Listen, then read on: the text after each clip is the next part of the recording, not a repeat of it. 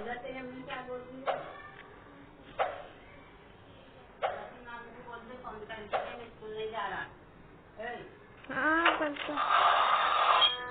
we're going to look at some more really cool kitchen gadgets, and we're going to start with this curious looking thing. It's actually two gadgets in one, and it's designed for watermelon. Apparently this piece should remove the skin from the fruit. To start, we need to slice the melon into segments, like this. Then we can use this tool to safely cut in between the fruit and the peel. Let's give it a go. You have to sort of rotate it to match the angle of the skin as you cut through. But yeah, that was really easy. Let's have a look. Wow, it's removed nearly all of the fruit from the skin. That's impressive. Let's have another go. It really is easy to use. You don't feel you might cut yourself on anything like you could with a knife, and if there's any fruit left on the skin, you can just take a second to pass. I'll definitely be using this gadget again. And of course, if you want to, you can slice up the melon after with a knife.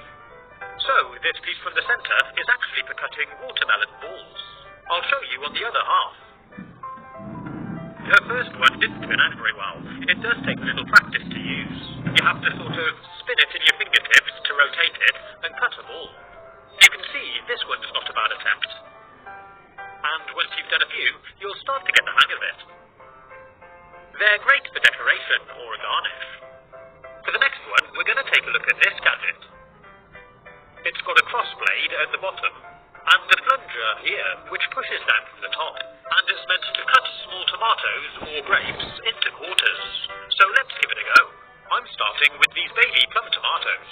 Put one in here, and squeeze down the plunger. And, well, yeah, that wasn't really very successful. It kind of just tore the tomato apart rather than cutting it. So I'll try it a few more times. Same again for the second time. Oh, but this time it actually worked really well. Maybe the first two tomatoes were a little bit soft. When it works right, it's actually a pretty cool little gadget. And when I tried it with these grapes, it seemed to handle them well. For the next one, I'm going to try this really cool looking screw-in squirter gadget. It's designed to spray out fresh lemon juice. And the idea is, we chop the end off the lemon, like this, then screw in the gadget. You can see it's got perforated holes to filter the juice into the squirter. Once it's screwed in, just give it a couple of pumps. And we've got amazing fresh lemon juice. Pretty cool, huh? Perfect for pancakes, salads, or you could use it to stop apple slices turning brown. Did you see my last video all about apples, where I used this really cool gadget? This thing is amazing. You just turn the handle, and it wipes the apple forward to peel it.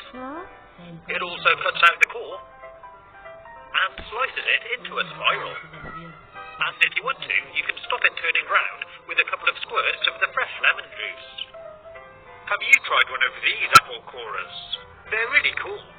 It's got a nice sturdy handle, which gives you a good grip. And it's hinged here, so you can open up the drawer to easily remove the core. Just push it straight down through the centre of your apple, then open it up to remove the core. It's a great gadget, and it works really well. The next gadget we're going to look at is this 4-in-1 fruit slicer. It comes with 3 different cutting tools, and this sturdy base for holding the fruit. These cutting tools have a very sharp edge to them, so you need to handle them carefully. And as with all new kitchen gadgets, you should give them a really good wash before you use them. We're going to start by prying it on this apple. Place it on the base, then this tool should chop the apple into segments and remove the core. We just hold it centrally over the top and push it straight down. And this worked really well, taking the core out and giving us these bite-sized segments. Next I'm going to try cutting up a tomato using this tool. It's similar to the last one, but it hasn't got a hole in the middle for coring, and this one's got serrated blades. Let's give it a go.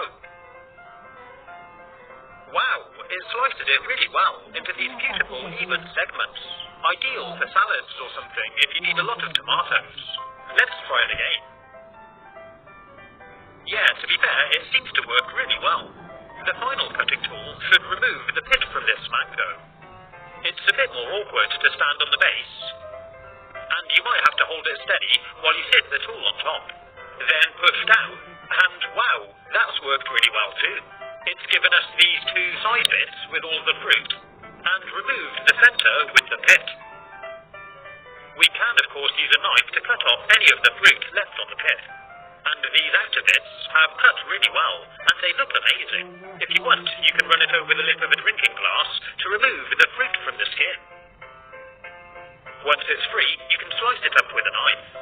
To keep my knife blade sharp, I'm going to try out this AnySharp sharpener. They claim it's the world's best knife sharpener, so let's take a look. It does feel really well built. It's got this lever on the top, which activates the sucker cup on the base. The idea is we put it down on the work surface, then suction it down to hold it firmly in place while we use it. I'm going to be sharpening this knife. But firstly, let's do a paper cutting test, so I can show you just how blunt it is. Rather than cutting the paper, it just tears it. This knife hasn't been sharpened for years, so let's try out the sharpener. So apparently, all I have to do is sit the blade in the metal sharpening groove and draw it backwards, like this. Do it 3 or 4 times. And that's all there is to it. You can actually see steel filings here, whereas ground down the blade to sharpen it.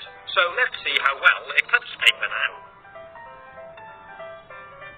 Well, yeah, it's actually done pretty well. You can see it's cut the paper, rather than just tearing it. And using it to chop up this onion, I can tell it really is so much sharper than before. This AnySharp does seem to be a really good product. It's so simple, I really like it, and I'm going to use it to sharpen all my knives. If you want to buy any of the gadgets featured in this video, there's a link in the description below. In the last kitchen gadget video I made, I demonstrated this eggshell cracking gadget. I really liked it, but I only demonstrated it on raw eggs, and people commented saying I should try it on a soft or hard-boiled egg. So today I've boiled some, and let's give it a go. I placed it over the top, pulled back the hammer, and gave it a whack. You can just about see the crack line as a ring all the way around the top. But because the egg is cooked inside, it's bonded to the shell, so I can't just lift it off. I tried using a spoon to get underneath it and prise it up. But that didn't really work either. So I had to dig into the egg to remove it.